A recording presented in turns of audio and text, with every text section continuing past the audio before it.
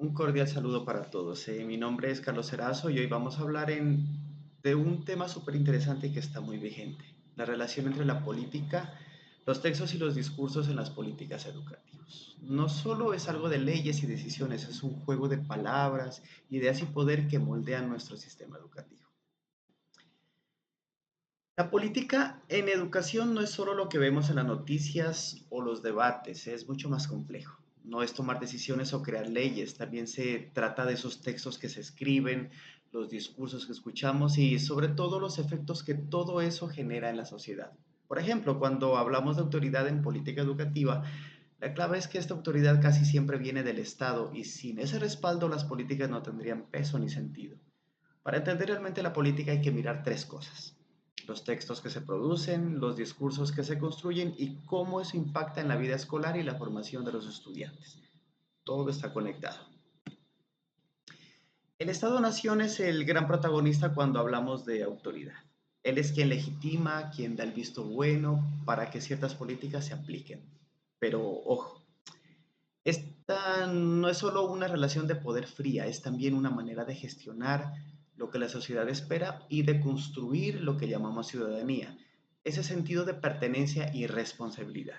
El Estado usa su poder para justificar esas políticas y también para orientar la práctica educativa, moldeando las relaciones en las instituciones escolares y la cultura escolar en general.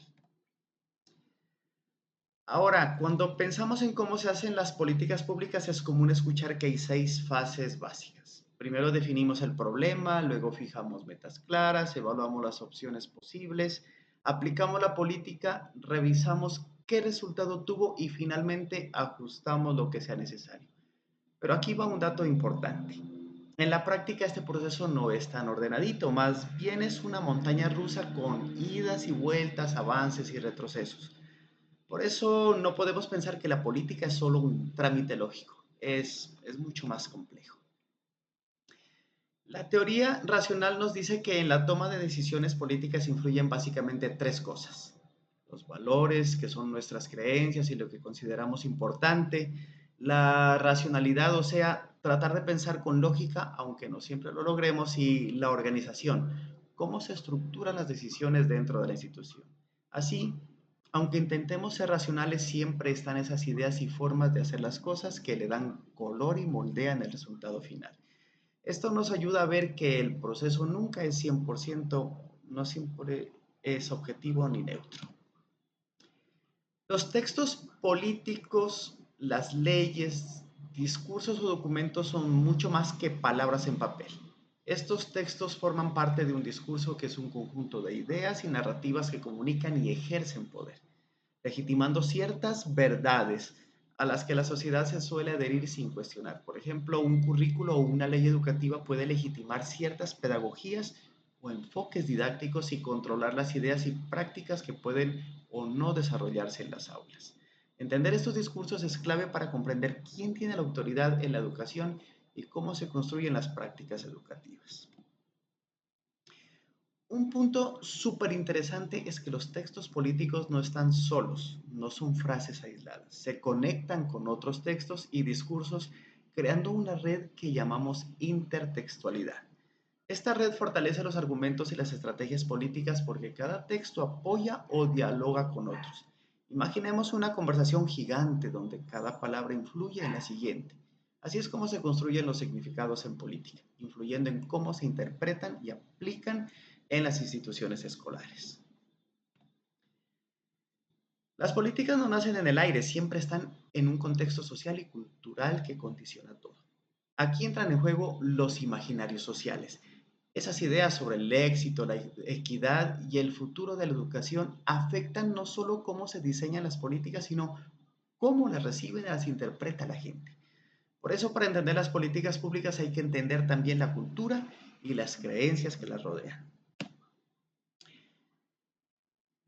Un detalle muy importante: los textos políticos son heteroglósicos. Esto quiere decir que aunque aparentan hablar por el interés común, muchas veces están representando intereses particulares de grupos específicos. La política es como un gran escenario donde se construyen problemas y se ofrecen soluciones, pero siempre con conflictos y diferencias detrás. Es fundamental que los actores educativos cuestionen cuáles intereses están detrás de las políticas educativas, ya que estas influencias pueden afectar decisiones sobre currículo, evaluación, financiamiento y distribución de recursos. Así que tenemos que estar atentos y cuestionar cuáles intereses están realmente en juego detrás de cada política. Definir un problema político como, por ejemplo, la baja calidad del aprendizaje o la falta de inclusión no es una tarea neutral ni objetiva. Siempre hay un discurso que construye el problema de una forma específica y propone soluciones que favorecen ciertos intereses. Esto quiere decir que el problema no es un hecho puro, sino una interpretación influenciada por contextos, actores y sus agendas. Entender esto es clave para no caer en la trampa de pensar que toda política es una verdad absoluta porque no lo es. Las políticas educativas como textos y discursos están siempre enmarcadas en relaciones de poder y autoridad. En la práctica, las decisiones sobre financiamiento, formación docente, inclusión o innovación curricular están influidas por múltiples actores y contextos sociales. Muchas veces detrás de los discursos oficiales se esconden intereses particulares, ya sea de los gobiernos, grupos empresariales o sectores sociales específicos. Es importante que los actores en la educación analicen cómo estos elementos interactúan y cómo impactan en la realidad escolar, ya que las políticas no solo cambian las reglas, sino que también construyen realidades, ejerciendo poder a través del lenguaje y de las ideas. Muchas gracias.